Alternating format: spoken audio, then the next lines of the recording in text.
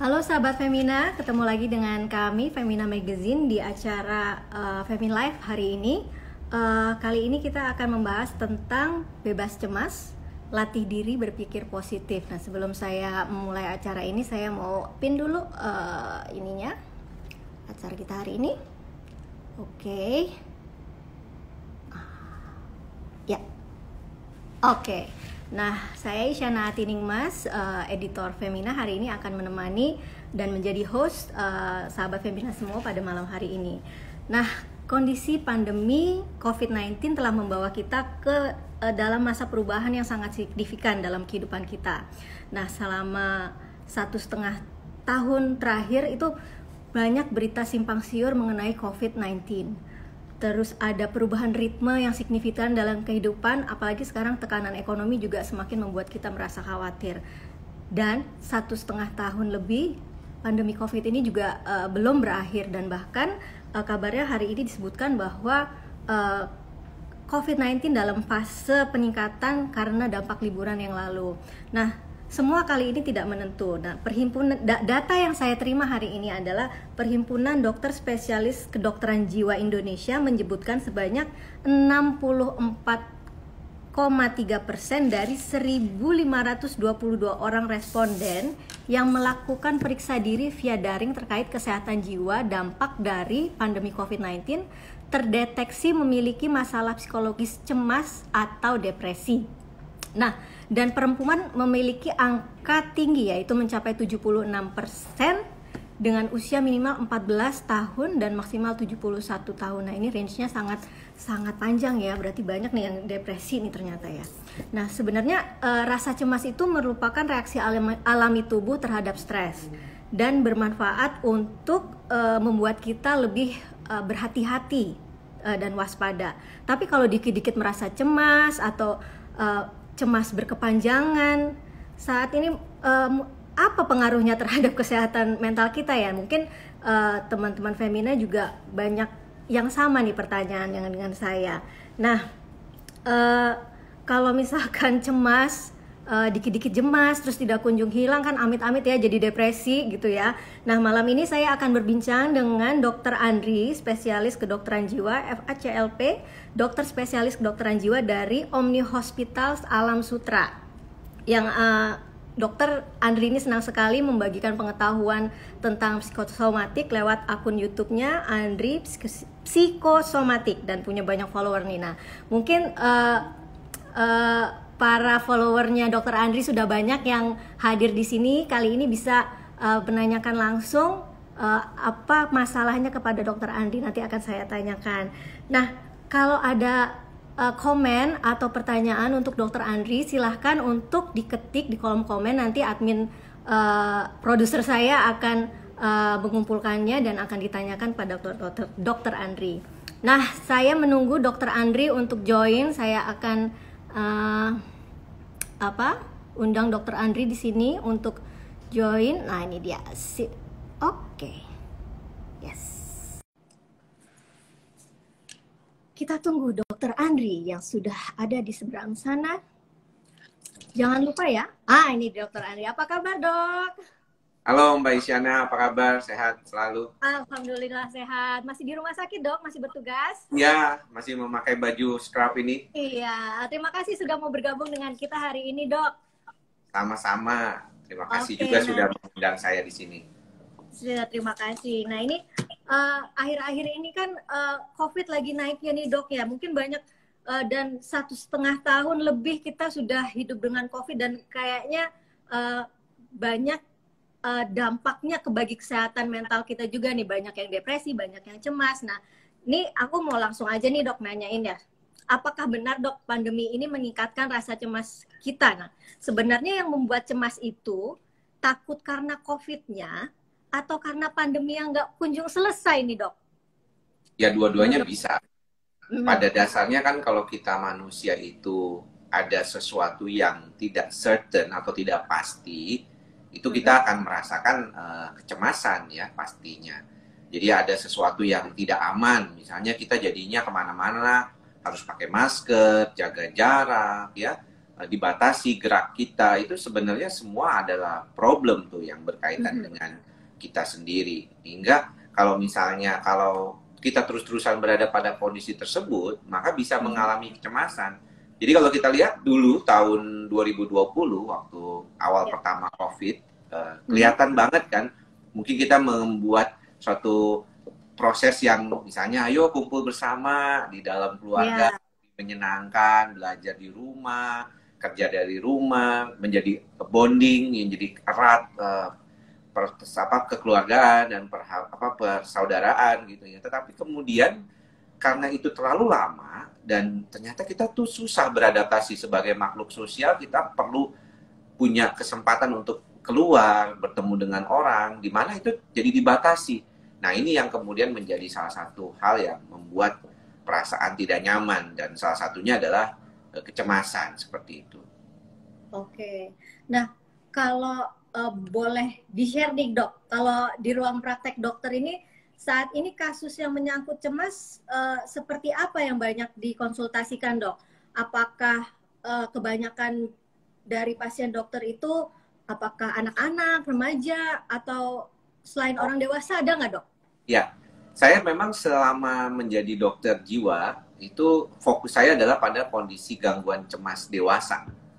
Jadi memang saya punya fokus, karena kebetulan latar belakang pendidikan saya dokter jiwa dan bergerak di bidang pasien-pasien psikosomatik. Pasien psikosomatik itu lebih banyak dominan latar belakangnya adalah gejala gangguan cemas. Ya, jadi dan saya memang lebih dominan punya pasien itu di atas 18 tahun. Ya, memang saya membatasinya ke 18 tahun ke atas. Nah, kalau kita melihat memang ada perbedaan sedikit di tahun 2020 waktu awal COVID dengan saat ini. Kalau di 2020 itu orang datang dengan kecemasan takut kena COVID gitu. Jadi ada banyak gejala psikosomatiknya itu terkait dengan misalnya khawatir kena sakit leher sedikit, dia khawatir gitu ya. Batuk-batuk dia khawatir kena COVID itu yang awal pertama ya. Namun kemudian setelah beberapa lama dan kita melihat kondisi gangguan COVID ini, penyakit COVID ini makin meningkat gitu ya, dan hampir rata-rata orang sudah banyak yang mengalaminya juga gitu. Nah, sekarang ini adalah pasca COVID gitu ya, pasca COVID itu banyak yang mengalami kecemasan, gangguan tidur ya, ini juga terjadi. Nah, di lain pihak, pasien-pasien yang di usia 50 tahun ke atas ya, terutama wanita, itu banyak yang mengalami gangguan insomnia, tidur, ya, cemas, ya, karena ternyata mereka agak sulit untuk beradaptasi dalam sekarang gitu. Oke, berarti emang ada pergeseran ya dok, yang kalau dulu takut karena COVID-nya, sekarang justru kayak pasca COVID-nya mereka lebih gangguan-gangguan lainnya ya dok ya? Iya, ada yang habis kena COVID dia mengalami gejala, atau ada yang kekhawatiran berlebihan dan juga karena terkurung ya. Misalnya kayak usia-usia 60-an kan banyak keluarganya nggak mengizinkan mereka untuk pergi ya, untuk keluar rumah gitu. Jadi diem di dalam rumah bosen gitu. Jadi akhirnya lama-lama merasa kan nggak nyaman kayak begitu kan. Oke. Nah dok, cemas itu kan sebenarnya hal yang wajar ya dok ya. Betul. Rasa cemas itu hal yang wajar gitu. Tapi sejauh mana rasa cemas kita ini harus mendapatkan bantuan dok gitu kan? Mungkin sampai poin mana kita harus tahu, oh aku harus mencari bantuan gitu. Itu kapan harus titik mana gitu kita harus bisa mencari bantuan? Memang tiap orang akan berbeda ya, tiap orang berbeda. Jadi biasanya pertama di saat tertentu, awal pertama orang tuh ada fase di mana dia itu santai gitu ya. Fase-fase santai lah, dia nyaman dengan kondisinya gitu ya. Di mana kondisi itu yang sering terjadi. Tetapi kemudian kan kita berupaya untuk mendapatkan sedikit stres ya. Kenapa kita berupaya mendapatkan sedikit stres? Supaya kita tuh ada mau bergerak, bekerja. Makanya ada deadline, ada tujuan, ada goals, ya, ada requirements yang kita harus dapatkan. Nah, kita berarti saat itu sudah berada pada fase optimum stress, di mana optimum stress ini adalah suatu stres yang normal, yang membuat kita mau bekerja gitu, mau beraktivitas, mau mencapai sesuatu. Dan itu penting. Kalau kita nggak punya stres seperti itu, kita nanti leha-leha terus gitu ya. Bagus gitu.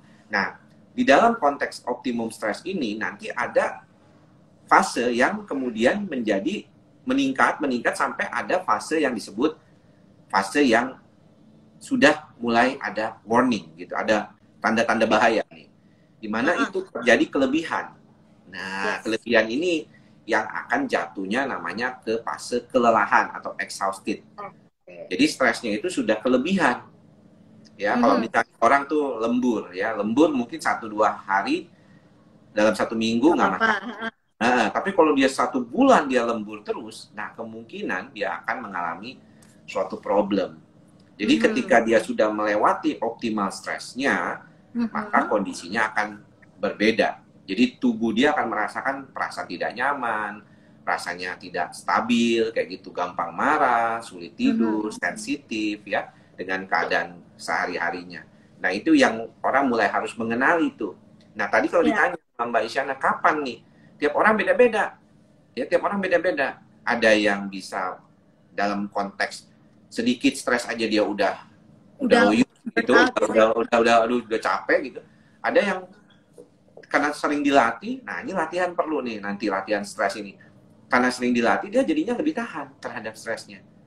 Nah tentunya kalau dari sisi ilmu kedokteran, ya kita tahu bahwa ada namanya faktor genetik bawaan. Oh, oke.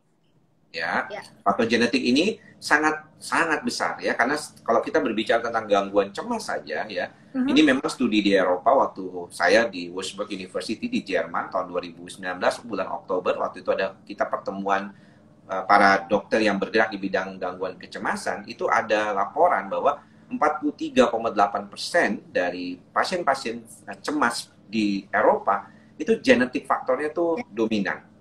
Jadi istilahnya ini orang kalau kena stres sedikit aja mungkin bisa jadi gejala gangguan cemas seperti panik atau gangguan cemas menyeluruh.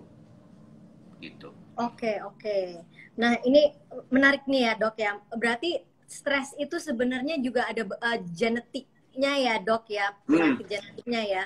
Nah, kalau mau ngingetin untuk sahabat Femina yang ada di rumah, kalau misalkan ada pertanyaan untuk Dokter Andri mengenai kecemasan atau depresi, silahkan monggo ketik di kolom komentar, nanti kita akan tanyakan kepada Dokter Andri. Nah, tadi kembali lagi Dok ke rasa cemas tadi ya Dok. Nah, apa yang bisa kita lakukan Dok supaya rasa cemas ini bisa kita kendalikan Dok? Terutama untuk yang genetik ya, karena kemarin saya bercerita dengan teman gitu, ternyata ibunya itu emang genetically dia kayak gampang depresi gitu. Nah, ini dia sedang mencari bantuan juga gimana caranya untuk membantu ibunya ini supaya tidak terlalu cemas yang berlebihan. Nah, itu gimana caranya, Dok? Adakah tips dari dokter? Pertama kali kita harus bedakan dulu cemas dan depresi. Ya, berbeda. Nah, karena pada dasarnya kondisi keadaan kita sendiri itu kadang-kadang di praktek apalagi orang nggak ngerti itu apa bedanya. Jadi ada 3 bagian besar gangguan kejiwaan itu kalau di dalam praktek. Yang pertama tuh cemas, yang kedua tuh depresi, yang ketiga psikotik. Nah, yang cemas ini biasanya gejalanya itu adalah gejala kekhawatiran, ya, over worried atau terlalu berlebihan takut atau kecemasan. Yang irasional ya, tidak rasional. Jadi dia bisa kekhawatiran yang tiba-tiba bisa timbul pikiran-pikiran seperti kayak takut mati, nanti kemudian nanti ada penyakit tertentu yang bikin dia cemas, atau mikirin nanti anak saya yang masih kecil kalau gede udah mau jadi apa gitu. Itu sesuatu yang sifatnya lebih ke dominan gejala kecemasan. Nah, kemudian ada yang namanya depresi. Depresi itu adalah gangguan mood. Jadi depresi itu gangguan suasana perasaan. Nah, suasana perasaan itu ada depresi unipolar atau satu kutub. Ya, jadi gejalanya tuh lebih kayak putus asa, hilang semangat, nggak mau ngapa-ngapain selama 2 minggu paling minimal ya. Jadi nggak cuma 1 hari terus dibilang depresi, nggak. 2 minggu berturut-turut dia mengalami gejala-gejala putus asa, kemudian tidak ada semangat mau ngapa-ngapain ya, diam aja gitu ya, itu bisa disebut depresi. Nah, satu lagi ada depresi bipolar. Jadi pada kondisi tertentu ada yang depresi dan ada fase maniknya juga. Jadi tiba-tiba dia merasa senang yang berlebihan, tidak mau tidur, luar biasa, pikirannya kemana-mana, terus suka kasih-kasih barang ya. Kemudian terjadi suatu peningkatan mood yang luar biasa. Dan tiba-tiba dia jatuh, jadi depresi banget sampai nggak mau ngapa-ngapain kayak gitu. Nah, itu terjadi juga. Nah, satu lagi psikotik. Psikotik itu yang banyak orang awam tuh menstigma ya dengan perkataan gila. Jadi orang tuh yang dibilang, udah nggak waras tuh, otaknya udah nggak bener tuh. Nah, itu psikotik tuh, ada halusinasi, ya dia dengar-dengar bisikan. Kemudian dia juga ada delusi atau waham. Jadi dia merasa yakin kalau ada orang yang mau ngejahatin dia atau misalnya tetangga. Jadi itu kita bedain dulu. Nah, ketika tadi temennya Mbak Isyana itu bilang mamanya tuh mudah depresi atau mudah cemas, yang mana nih sebenarnya? Jangan-jangan gejalanya tuh miripnya kecemas, kayak was-was, ketakutan, perasaan nggak enak, kayak ada kepikiran hal-hal buruk dulu. Padahal otaknya kayaknya nggak ada apa-apa, tapi kok kepikirannya hal-hal yang buruk. Nah, ini juga biasanya kan cemas. Kalau cemasnya nggak ditangani dengan baik, bisa jadi gejala depresi gitu. Oke. Nah, kalau tidak ditangani dengan baik bisa menuju ke depresi. Cara menanganinya itu gimana, Dok? Ya, pada dasarnya sih kita namanya dokter itu kalau ketemu kasus biasanya udah berat nih sayangnya. Tanya kenapa? Karena stigmanya orang tuh kalau ke dokter jiwa dia takut, khawatir kalau dianggap gila, kan begitu ya. Jadi orang tuh kadang-kadang menunda untuk datang ke dokter jiwa. Nah, biasanya mereka datang ke dokter jiwa kalau lagi dalam kondisi yang sudah berat. Ada gejala psikosomatik, misalnya kalau saya tuh biasanya udah sering bolak-balik ke dokter tapi nggak ada apa-apa, tapi sakit fisik, jantung berdebar, sesak napas, keluar keringat dingin dan segala macam. Tapi kalau misalnya yang sudah berat, mungkin ada sampai pikiran-pikiran ide-ide bunuh diri seperti itu. Jadi, harus kita perhatikan bahwa sebelum dia jadi berat ya, kalau sudah sampai mengganggu kehidupan sehari-hari, itu artinya harus ditangani. Begitu. Oke. Jadi sebelum berat jangan malu untuk mencari pertolongan ya, Dok, apa ke dokter atau ke siapapun yang ahli dalam bidangnya ya, Dok ya. Iya. Oke. Nah, ini sebenarnya udah banyak pertanyaan yang masuk nih, udah buat dokter udah ada 2 halaman lebih di saya. Oke, tapi saya mau menanyakan satu hal dulu ke dokter. Tadi kan dokter menyebutkan bahwa susah tidur atau apa namanya gangguan tidur itu juga salah satu gejala-gejala ya, Dok ya, gejala-gejala kecemasan atau agak berlebihan gitu. Itu menjadi salah satu gejalanya. Nah, padahal kan tidur itu sebenarnya cara terbaik untuk kita menjaga tubuh kita tetap sehat ya, Dok. Nah, ada orang yang menggunakan obat untuk mengatasi masalah tidur ini. Nah, menurut dokter gimana nih, Dok? Kapan obat itu sebaiknya digunakan dan bagaimana caranya, Dok?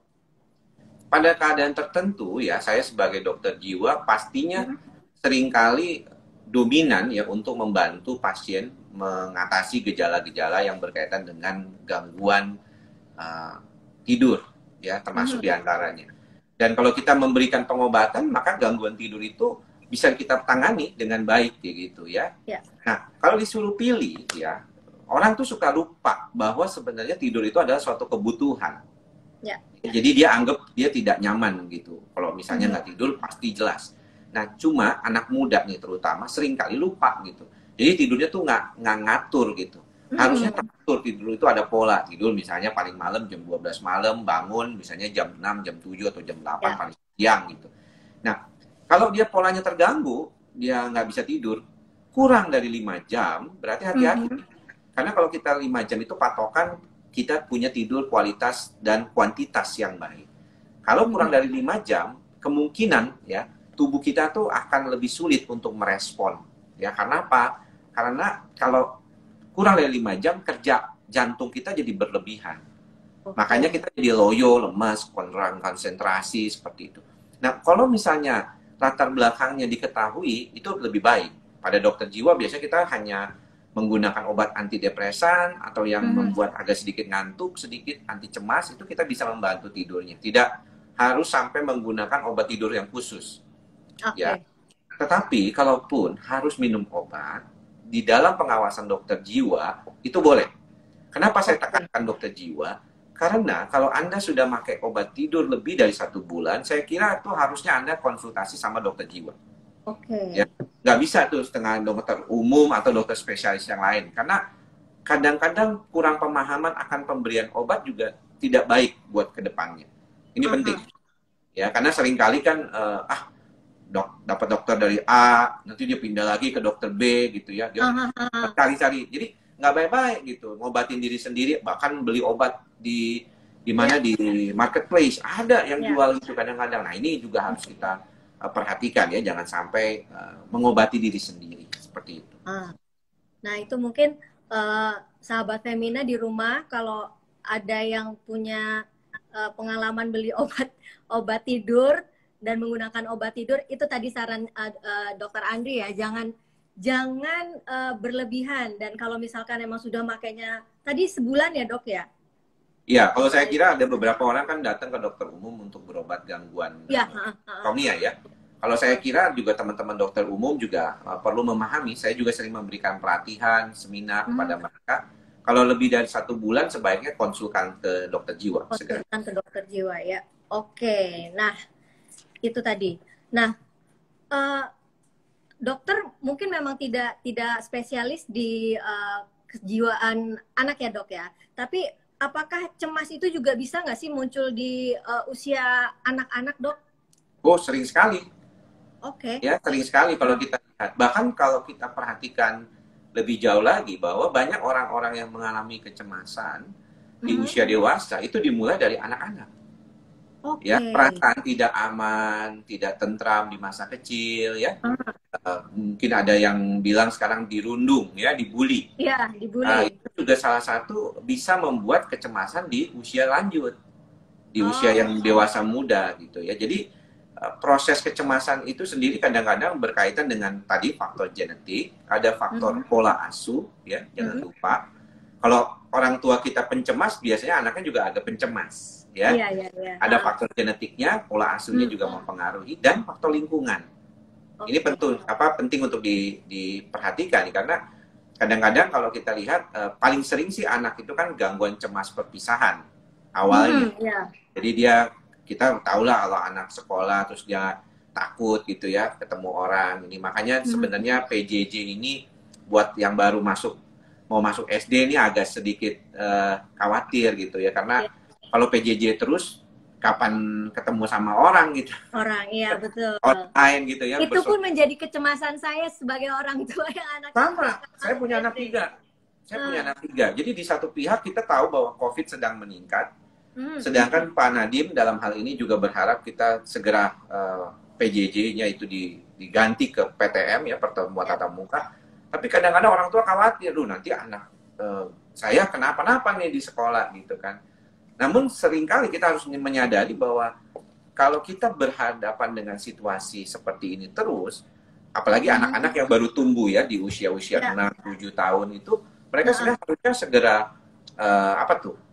ketemu sama orang lain punya sosialisasi. Jangan cuma sama ibunya, jangan sama bapaknya, jangan cuma sama saudara-saudaranya di rumahnya aja kayak gitu.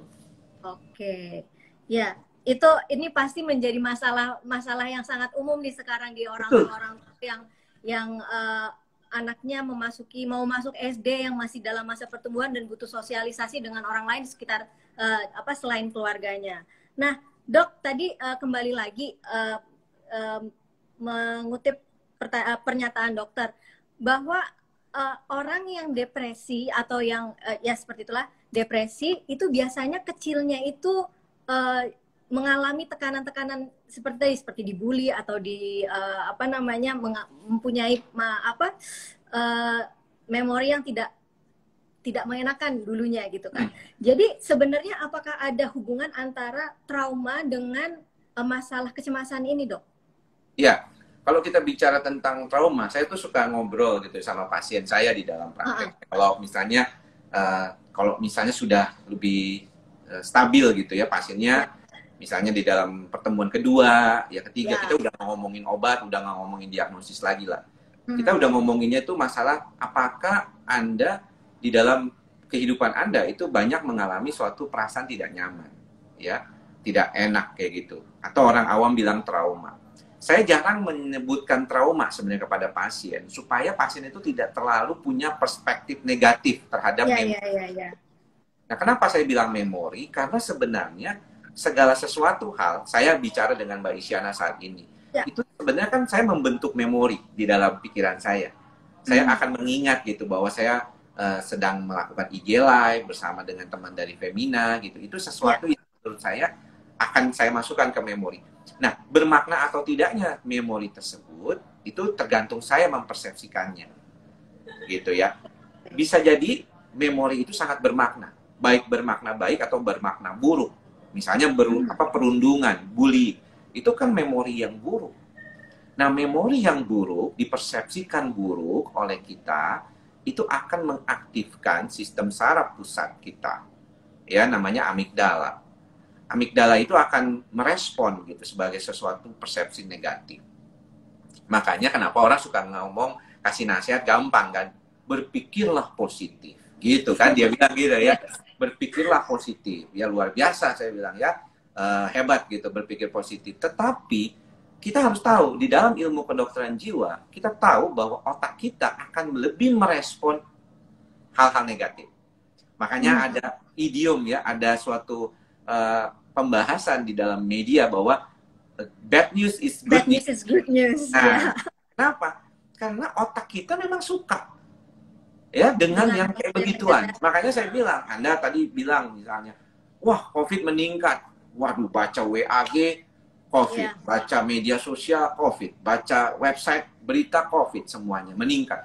Jadi Anda semuanya pikirannya penuh COVID, ya wajar. Jadi Anda nanti semuanya ngomongin, ketemu teman ngomong COVID segala macam. Nah makanya harus ada latihan. Berpikir positif itu nggak bakal bisa dibentuk dalam sekitar 15 menit setelah itu selesai. Udah, enggak. Saya juga bilang begitu. Saya pun masih belajar. Saya aja masih memasukkan hal-hal positif setiap harinya. Ditentukan waktunya. Supaya nggak bikin trauma. Nantinya, kalau misalnya kita sudah lebih baik, maka hal-hal yang negatif sekalipun, kalau kita ikhlas dan sabar menerimanya, gitu ya, itu jadinya nggak negatif lagi. Diterima apa adanya aja. Ya udah ada bencana alam. Oh iya, memang itu bencana alam. Nggak bisa kita apa-apain. Keluarga kita ada yang kesusahan. Oh ya sudah, memang itu kehendaknya. Sudah ada. Nah, perspektif negatif itu nggak gampang tuh diubah menjadi perspektif positif atau perspektif normal. Iya.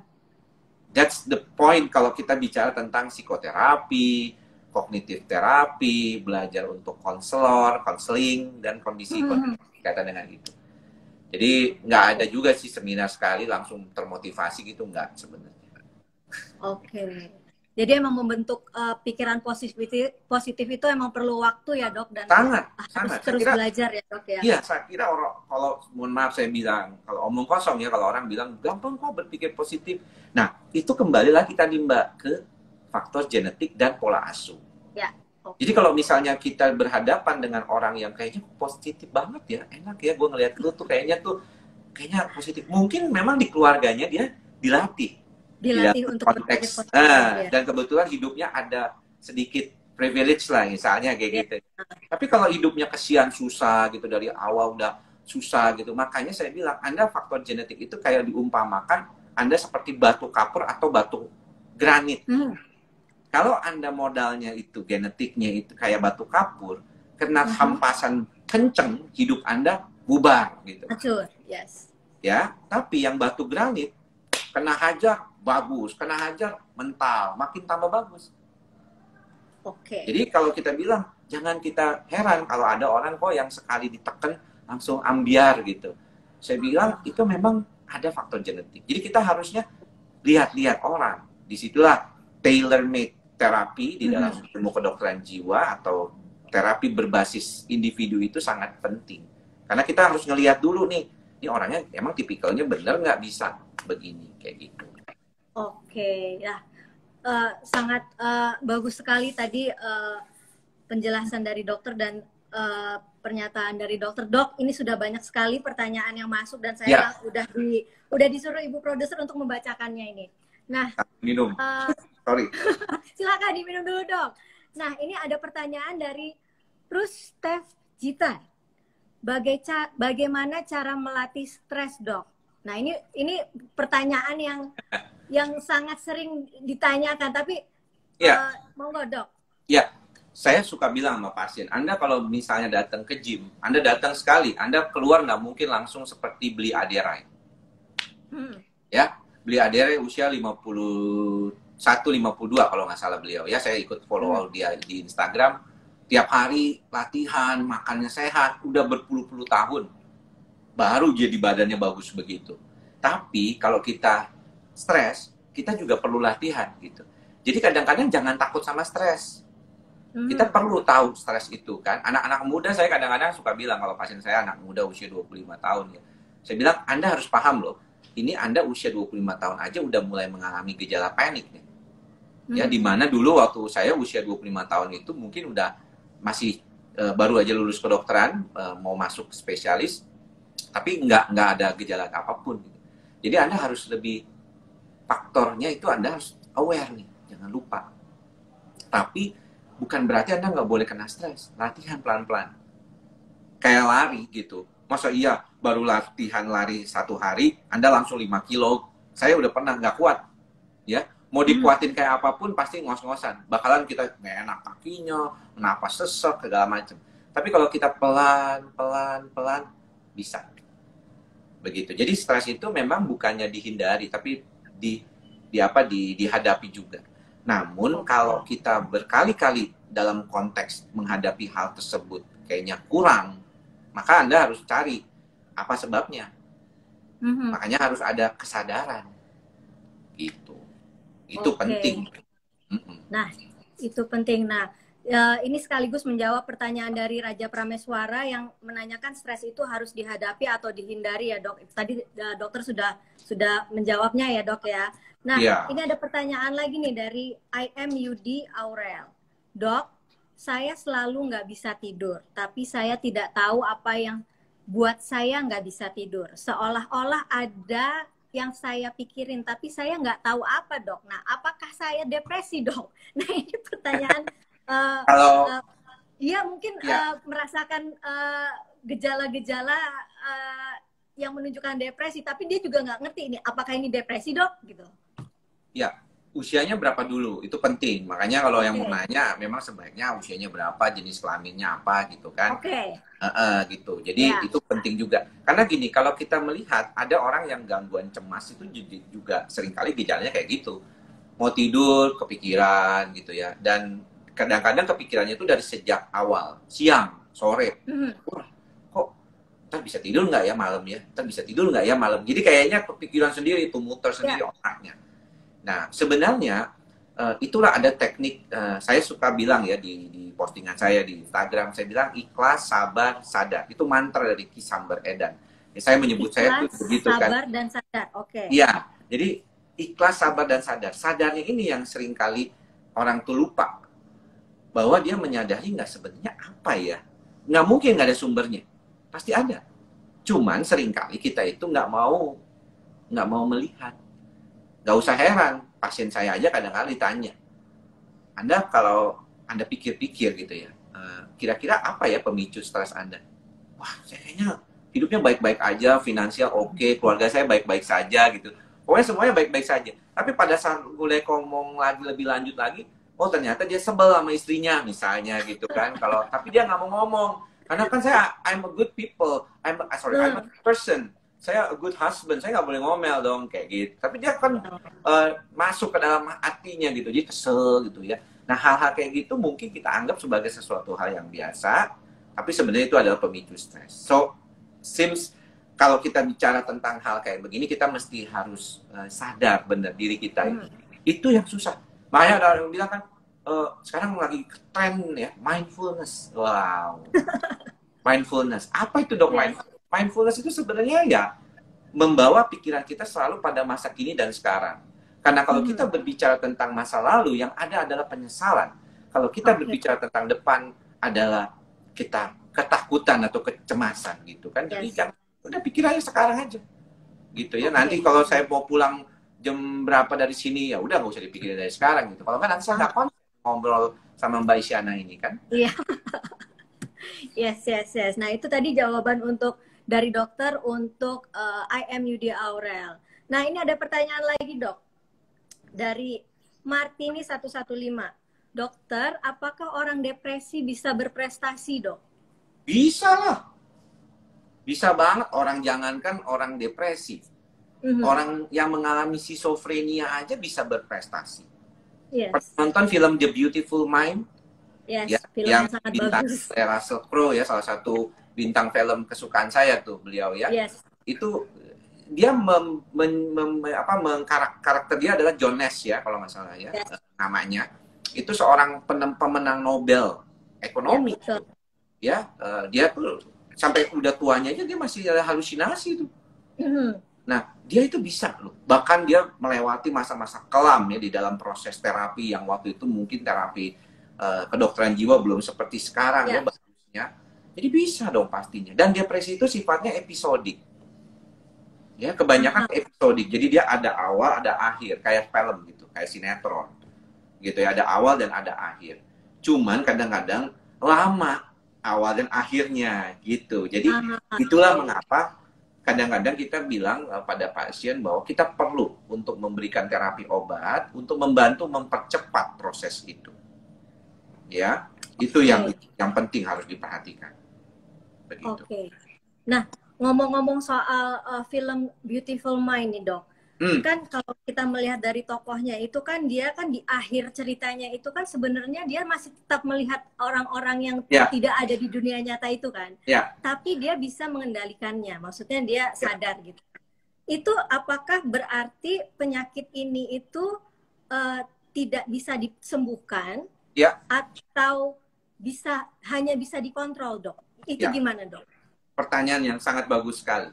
Ini banyak ditanya. Ini pertanyaan ini sama dengan pertanyaan Rustev Jitan.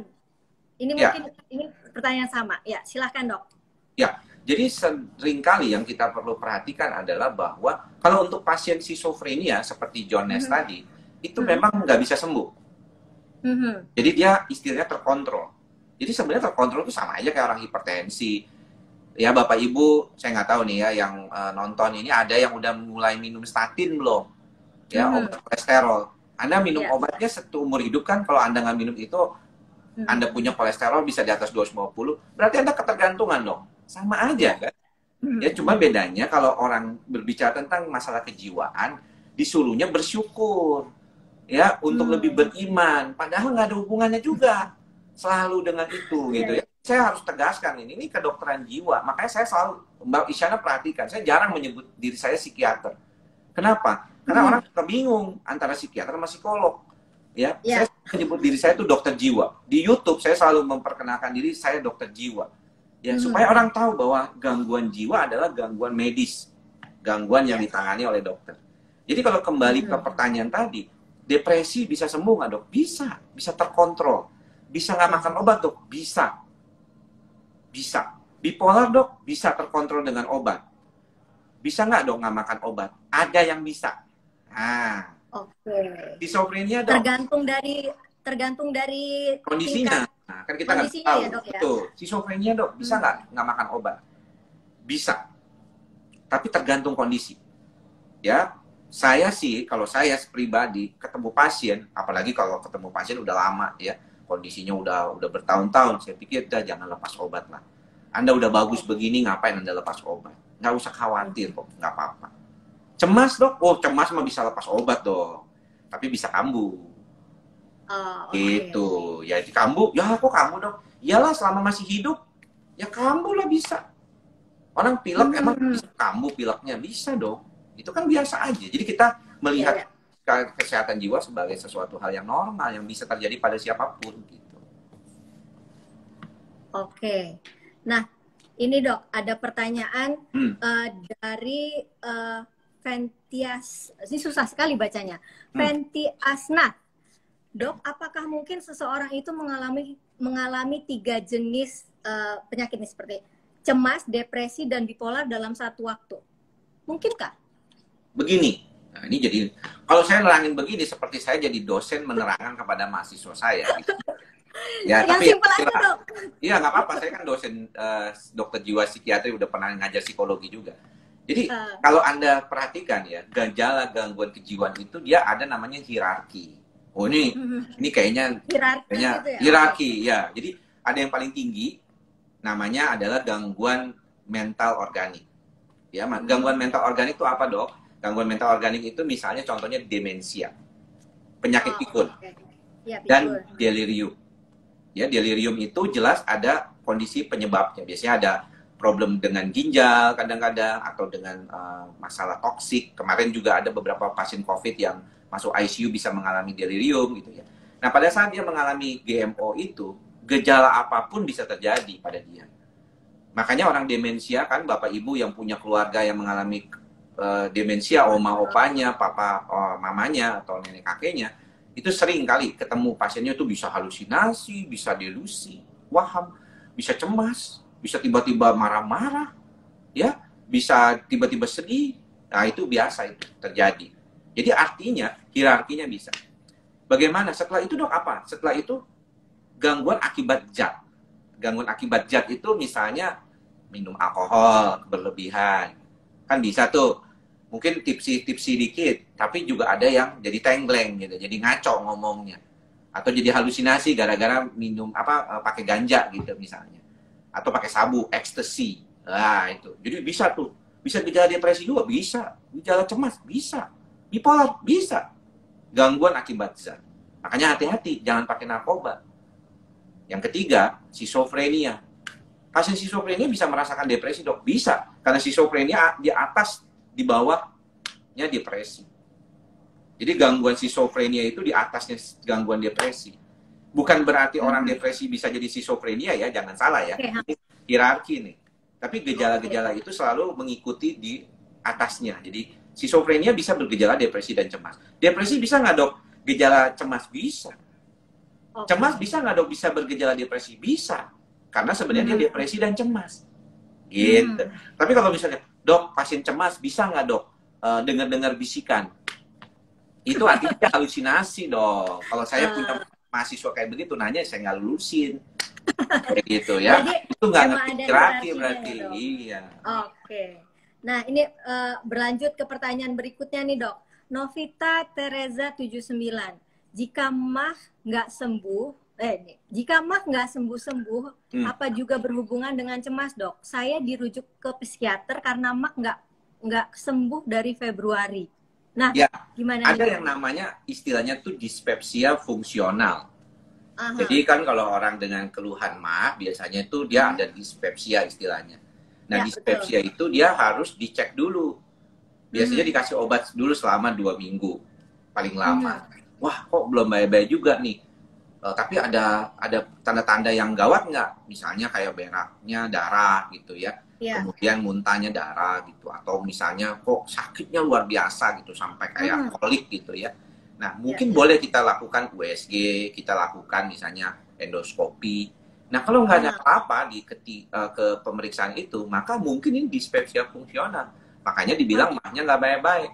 Kenapa bisa, Dok, ada problem seperti itu? Jadi di dalam otak kita itu ada sistem namanya enteric nervous system. Enteric nervous system itu adalah sistem yang menghubungkan antara otak dengan perut.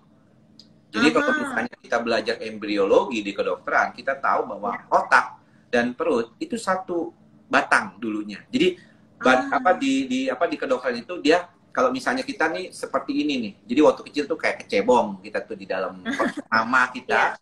Itu bentuknya tuh lurus. Nah, gabungan otak dan perut itu tergabung satu. Nanti kalau dia makin membesar, si kecebong itu kan jadi janin tuh. Nah, dia yang satu kepala jadi otak, yang satu jadi lambung. Yang satunya dari perut. Nah, makanya disebut brain gut axis. Ada yang disebut otak kecil. Lambung itu otak kecil. Makanya orang mah itu kalau banyak pikiran sering tuh kena mahnya. Kenapa? Karena memang dari sumber yang sama. Dan serotonin paling banyak dihasilkan di lambung, 80%. Jadi sebenarnya problem itu banyak berkaitan dengan kecemasan. Oke. Ini saya jadi mengingat dulu waktu masa-masa saya kecil nih dok. Kalau saya stres di sekolah pasti saya sakit perut. Nah, dan sakit Iya, perutnya itu biasanya karakter orang cemas itu ada dua, yaitu dia kembung. Karakter kembung, sendawa terus, sama suka mencret, suka diare. Seperti orang diare tapi cuman kayaknya cemas terus dia pengen buang air gitu. Rasa kembung, rasa nyeri gitu, dan duh kok nggak enak ya, nanti dimakanin enak kayak gitu. Tapi ada juga yang tipikalnya kembung terus, kayaknya makan jadi gampang sebar. Nah itu dia begitu. Oke. Sip. Nah itu tadi jawaban untuk Mbak Novita Teresa 79, ada hubungannya antara MAH dengan psikiater ya dok ya, kecemasan itu. Nah ini ada lagi pertanyaan, bagaimana agar cemas nggak naik tapi kerjaan bikin stres, apa harus ganti kerja? Boleh juga. Kalau boleh juga. Tadi pagi saya ketemu dengan pasien yang bercerita bahwa akhirnya dia memutuskan untuk berhenti bekerja. Karena waktu itu kita sudah bicarakan, Anda harus mencoba mencari dasarnya. Dari mana ini kecemasan bisa muncul. Dan ternyata dia melihat bahwa memang problemnya itu berkaitan banyak dengan pekerjaan. Begitu. Dan ketika itu kita lihat, ditelaah oleh dia sendiri, karena sebenarnya basicnya, sebenarnya kalau kita punya kondisi itu, sebenarnya akan kita sendiri yang mengobati. Kan? Jadi artinya diri kita sendiri yang paling tahu nih, tentang bagaimana kita mengelola pikiran dan perasaan kita. Nah, kalau dia tahu sumbernya memang dari masalah pekerjaan, dia stress related work itu ada kan memang. Dan itu memang bisa, salah satunya kan, pada dasarnya kan mekanisme manusia itu cuma dua, Mbak. Yaitu whether you fight or flight. Ya kan, mau dilawan atau terbang gitu. Artinya meninggalkan semuanya itu. Kayak gitu. Oke. Nah, berarti kalau misalkan pekerjaan sudah terlalu sulit untuk di handle, mungkin bisa juga ya tadi ya dok, mengganti pekerjaan ke yang berhenti bekerja, atau bahkan mengganti pekerjaan ke yang lebih baik ya dok ya. Nah, ini ada pertanyaan dari banyak sekali nih dok, saya sampai bingung mau milih yang mana. Oke, Vanindra 17. Apakah di usia 30 tahun ke atas seseorang masih bisa mengalami mood swing quarter life? Ya, bisa banget. Dan saya percaya tuh dengan istilah-istilah quarter life. Istilah-istilah quarter life itu, ya. crisis gitu ya. Saya mau kasih tahu nih sedikit buat teman-teman Femina yang sedang mendengarkan dan teman-teman Omni juga ya. Jadi gini, kita melihat bahwa kenapa anak muda itu impulsif ya. Suka mau menang sendiri, maunya gue gitu ya. Ya karena memang otaknya belum berhenti berkembang. Dan di usia-usia kita yang dulunya suka bandel-bandel gitu ya, di usia 20-an ke bawah, nanti makin menua harusnya makin gak bandel. Jadi kalau misalnya 45 tahun masih bandel gitu, itu berarti emang telat gitu dia. Telat bandel gitu ya dia gitu ya. Bandelnya telat ya, dok. Nah, kenapa? Karena di usia 30-an baru kita mulai ada konteks yang dalam artian tuh sudah mulai bagus. Di dalam otak kita, ini ada 3 bagian besar yang paling berhubungan dengan suasana perasaan dan pikiran. Pertama adalah prefrontal cortex, yaitu bagian depan. Kemudian amigdala dan hipokampus. Prefrontal cortex itu untuk berpikir rasional. Kita mengerjakan matematik, kita datang ke bank, ya, bertransaksi, itu semuanya dari prefrontal cortex. Kemudian amigdala itu berkaitan dengan kecemasan dan memori. Ya tadi kita bicarakan tentang perundungan, trauma masa kecil, hal-hal yang menyenangkan, itu berkaitan dengan amigdala. Dan hipokampus berkaitan dengan proses kognitif perasaan. Jadi ada, kan kalau kita beli rumah, oh rumahnya bagus sekali. Oh tapi berapa luasnya ya? Berapa harganya ya? Nah itu kan kerja dari hipokampus. Nah, pada konteks di dalam masa muda, ya di bawah usia 30 tahun, itu prefrontal cortex, otak rasionalnya itu masih kurang bagus. Makanya anak-anak muda itu kadang-kadang suka ikut-ikutan. Kemarin, wah bagus nih main saham. Wah ikut-ikutan main saham. Ada cut loss semuanya gitu. Wah stres kayak gitu kan. Karena gampang, impulsnya lebih lumayan. Ya, dan itu satu hal yang wajar. Makanya kalau di atas 30-an kan kita udah mulai lebih tenang, lebih bisa berpikir lebih realistis. Ya kenapa? Karena memang udah berkembang secara sempurna. Nah, ada nggak yang nggak berkembang secara sempurna? Ya sampai akhirnya jadi quarter life crisis-nya kepanjangan gitu istilahnya. Yeah. Oh banyak banget. Ada yang Banyak udah ya, usia 50 tahun aja kelakuan masih kayak anak kecil, ada kok. Oke. Gitu. Nah, berarti itu tadi jawaban dokter untuk penanya Vanindra 17. Oke. Nah, ini dok, saya melihat sepertinya ada sesama sejawat dokter yang bertanya nih dok. Dari Marolop BTKV. Saya sering menangani pasien penyakit kronis seperti cuci darah, pasien depresi sampai tidak mau cuci darah. Kadang saya edukasi sampai kadang terlalu keras. Menurut dokter, bagaimana cara saya ini, dok? Iya, sebenarnya kalau misalnya pasien yang BTKV ini sebenarnya pasiennya adalah bedah torak dan kardiovaskuler. Biasanya tuh kalau kita mau bypass jantung tuh beliau tuh ahlinya ya. Jadi ada memang kondisi-kondisi depresi dan cemas itu paling sering ditemukan pada kondisi penyakit kronis. Gagal ginjal, diabetes, jantung ya. Itu sering. Dan kita melihat ada beberapa orang yang mulai kehilangan rasa yang tadi semangatnya, putus asa. Jadi dia udah mulai mengalami depresi. Kalau pasien yang kronis dan mengalami depresi, biasanya tuh menolak terhadap proses terapi. Karena dia merasa terapi itu tidak bisa membantu dia. Dia merasa percuma gue hidup juga, nggak bakalan lama lagi. Ngapain gue melakukan, apalagi prosedur yang dilakukannya menyakitkan. Misalnya kemoterapi misalnya. Wah, rontok rambut, mual, segala macam, badan kurus, jelek, muka, dan segala macam. Pasti banyak yang menolak. Nah, itulah mengapa tadi sebelum kita live, kita sempat bicara tentang apa sih tuh dok yang di belakang gelarnya itu FACLP. FACLP itu adalah Fellow of the Academy of Consultation Liaison Psychiatry. Jadi saya tahun 2013 mendapatkan pengakuan itu dari Amerika Serikat terhadap kondisi kasus-kasus gangguan cemas yang berkaitan dengan kondisi medis umum. Jadi ada kompetensi di bidang itu. Ya kita bicarakan tadi ini lebih ke dasarnya, ilmu dasarnya. Kita belum mendalami. Teman sejawat tadi yang BTKV itu lebih dalam lagi tuh. Mungkin kita harus lebih fokusnya nanti itu kalau misalnya lebih. Tapi mudah-mudahan itu bisa menjawab lah ke beliau. Oke. Mungkin nanti kalau Dokter Marolop ini perlu konsultasi ke Dokter Andri, monggo lah. Bisa dikonsulkan ke teman sejawat di rumah sakit tersebut. Ya, bisa juga. Oke. Nah, ini satu pertanyaan terakhir dari saya. Ini pertanyaan saya sendiri, dok. Ya.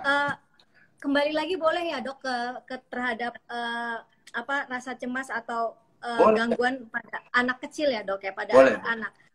Sebagai orang tua, gimana sih cara tahu atau apa tanda-tanda bahwa si anak ini, terutama anak sekolah di usia yang masih kecil, yang beranjak dewasa itu dia mengalami gangguan cemas atau gangguan seperti tadi yang dibully lah apa gitu. Mereka kan pasti kan ada sesuatu di mental mereka, tapi mereka tidak mau mengungkapkannya kepada orang tua. Kadang-kadang seperti itu. Nah, tanda-tandanya anak-anak kita ini mengalami gangguan itu seperti apa dok? Supaya para orang tua di rumah juga bisa memperhatikan anak-anak mereka. Ya, kita melihat kalau misalnya pada kasus yang sangat berat, biasanya anak mengalami regresi. Ya, artinya si anak ini kalau misalnya anggaplah umur 6-7 tahun ya, dia sekolah lah. Kalau sekarang kan pandemi nih. Dia kalau sekolah, maka ketika dia mengalami suatu stres yang berat seperti dibully gitu ya, dirundung, atau dia mengalami ketakutan yang luar biasa, dia bisa kembali ngompol atau kembali BAB di celana. Ya, jadi toilet trainingnya langsung kacau tuh. Ya, kalau misalnya anak-anak yang mungkin mengalami kondisi berat. Sehingga kalau kita bicara tentang hal tersebut, maka kita harus segera tuh membawanya ke psikolog anak atau ke psikiater anak. Ya, dokter jiwa khusus anak tuh ada. Ya. Nah, yang kedua adalah sebenarnya kita harus belajar untuk, kita tahu kan orang tua itu, jadi orang tua itu nggak mudah. Jadi orang tua itu nggak ada sekolahnya. Ya, yang bagus buat yang lain belum tentu bagus buat kita. bisa diterapkan di kawasan kita. Tapi yang paling penting adalah anak biarkan untuk bicara, walaupun bicara yang tidak nyaman sekalipun. Jadi kalau misalnya anak di encourage atau didorong untuk bisa berbicara apa adanya, maka kita berharap dia bisa jujur akhirnya. Ya, kalau enggak nanti dia nggak mau. Tadi kata Mbak Isyana bilang kan dia males dia nggak mau ngomong gitu. Dan ini harusnya penting nih, karena bagaimanapun kita harus tahu dulu. Kadang-kadang kan anak nggak mau tahu kenapa, dia takut diomelin. Yes. Kalau mamanya udah coba mana, wah udah. Jadi anaknya jadi takut gitu. Nah, untuk itulah makanya kan ada yang bilang untuk bisa ngobrol gitu ya. Ada waktu untuk ngomong dengan anak itu. Jadi memberikan rasa aman. Ya, karena kita harus perhatikan bahwa safety, rasa aman, satisfaction, rasa puas dan terkoneksi dengan orang itu adalah hal-hal yang bisa membuat kita lebih punya daya lenting atau resilient terhadap stres. Itu yang harus diperhatikan. Yes. Terima kasih dok atas jawabannya yang luar biasa dok. Dok, ini saya sudah dioprak-oprak oleh produser, katanya tinggal semenit lagi.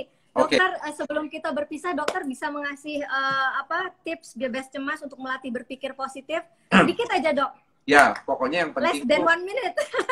banyakinlah berpikir positif dengan cara melakukan hal yang positif dan mengitari diri kita dengan hal-hal yang positif. Itu paling sulit kadang-kadang. Sering kali kita harus perhatikan pada hal tersebut.